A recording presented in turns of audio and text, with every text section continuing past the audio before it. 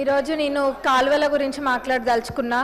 గత ప్రభుత్వము 10 సంవత్సరాలలో కూడా ఎక్కడ కూడా కాలువలలో పూడికలు అనేది తీపియలేదు.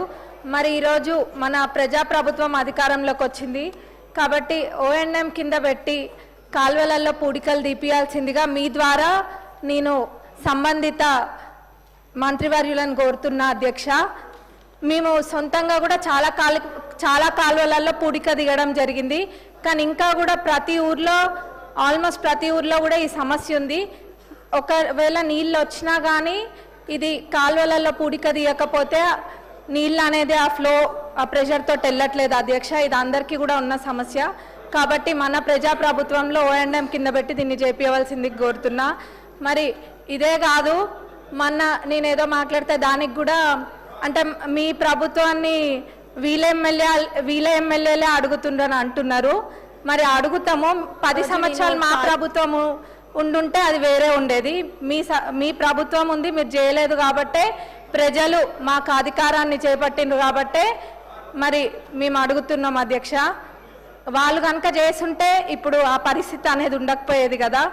అది ఒకసారి ఆలోచించాల్సిందిగా నేను కోరుతున్నా అధ్యక్ష.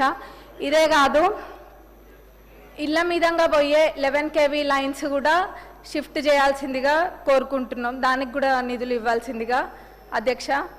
మరి అట్లనే మా పాలకుర్తి నియోజకవర్గంలో ఇటువైపు బ్లాక్ అంటే పాలకుర్తి, కొడకండ్ల, మరి దేవరుప్పల మండలికి సంబంధించి ఇందులో ఏదో ఒక మండలంలో డిగ్రీ కాలేజ్ ఇవ్వాల్సిందిగా కోరుకుంటున్నాం.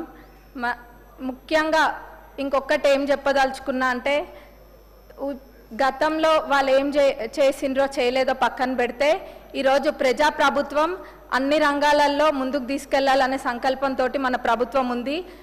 ముఖ్యంగా విద్యా రంగంలో ఎడ్యుకేషన్ సైడ్ కూడా అన్ని ప్రణాళికలు సృష్టించి దానికి తగ్గట్టుగా చేయడం అవుతుంది. ప్రతి చిన్నది కూడా కన్సిడర్ చేసి ఎక్కడ కూడా వదిలిపెట్టకుండా చేస్తున్నాం. ఇన్ని చేసి 40% మెస్ ఛార్జెస్ పెంచి 200% కాస్మెటిక్ ఛార్జెస్ పెంచి ఇవన్నీ చిన్నవి కూడా కన్సిడర్ చేసి చేస్తుంటే ఇంకా కూడా ఎక్కడనో లోటు జరిగిందన్న విధంగా చెడు ప్రచారాలు చేయడానికి తప్ప వాళ్ళు దేనికి కూడా ఓర్చుకోలేకపోతుండ్రు. అంటే మంచి జరిగితే చూసి సంతోషించడం కాదు, కళ్ళు కుడుతున్న వాళ్ళకి అరే మేము చేయలేంది వీళ్ళు చేస్తుండ్రు అని చెప్పి ఓర్చుకోలేకపోతుండ్రు. అక్కడిక్కడ వీళ్ళని ఎగేసి పంపుడు తప్ప వాళ్ళు ఏం చేయట్లేరని నేను ఈ సభ ద్వారా మీకు తెలియజేస్తున్నా అధ్యక్ష. మీ ద్వారా అందరికీ తెలియజేస్తున్నా. మరి వాళ్ళు కనుక అన్ని చేస్తుంటే మేమైతే ఎత్తుకపోయి మా ఇంట్లో అయితే పెట్టుకోలేదు కదా అధ్యక్ష. మా వాళ్ళు అయితే ఎత్తుకపోయి ఇళ్లలో అయితే పెట్టుకోలేదు కదా. సామాన్ అంతా వాళ్ళు చేసినవి ఇన్ఫ్రాస్ట్రక్చర్ అయితే బిల్డింగ్లను అయితే మేము కూలగొట్టలే కదా వాళ్ళు చేసి ఉంటే ఎక్కడైనా. అదే వాళ్ళు కూడా ఒకసారి ఆలోచించాలి అధ్యక్ష. మరి ఒకళ్ళని అన్నే ముందు అంటే ఒకళ్ళని క్రిటిసైజ్ చేస్తే వాళ్ళు హ్యాపీగా ఫీల్ అవుతారంటే we're leaving it up to their wisdom. ఇది గమనించాలి. ప్రజాప్రభుత్వం అన్నీ కూడా చేస్తుంది. మరి మహిళలను కూడా ముందంజలో తీసుకెళ్తుంది. నేను ఒక ఊరికి వెళ్తే అక్కడ ఏదో ఇట్లనే పిల్లలది ఉంటే మహిళలు కూడా వచ్చిండ్రు. వస్తే మరి మీకు వడ్డీ లేని రుణాలు వస్తున్నాయా అంటే వస్తున్నాయా అని చెప్పినారు. చాలా సంతోషం వేసింది. ఎవరైనా వచ్చిన వాళ్ళు ఒకళ్ళిద్దరు చెప్పండి అంటే అక్కలు తీసుకుంటారు కానీ నోరు మటుకు గదపరు. చెప్పాలి వచ్చిన వాళ్ళు అని అంటే ఒక ఇద్దరు లేచిండ్రు. అందులో ఒకళ్ళు అన్నారు 8 లక్షలు పెట్టి హోటల్ పెట్టుకున్నాం మేమని చెప్పిండ్రు. ఇంకొక పెద్దమ్మ లేచి అన్నది మేము బట్టల దుకాణం పెట్టుకున్నాము అమ్మ అని చెప్పిండ్రు. చాలా సంతోషం వేసింది.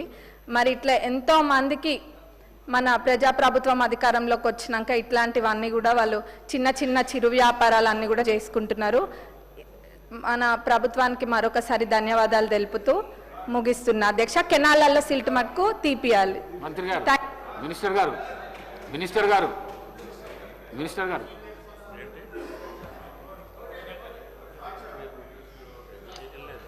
సార్, గౌరవ సభ్యురాలు చెప్పిన అంశాన్ని నోట్ చేసుకున్నాం అధ్యక్ష. డాక్టర్ సంజీవ్ రెడ్డి గారు.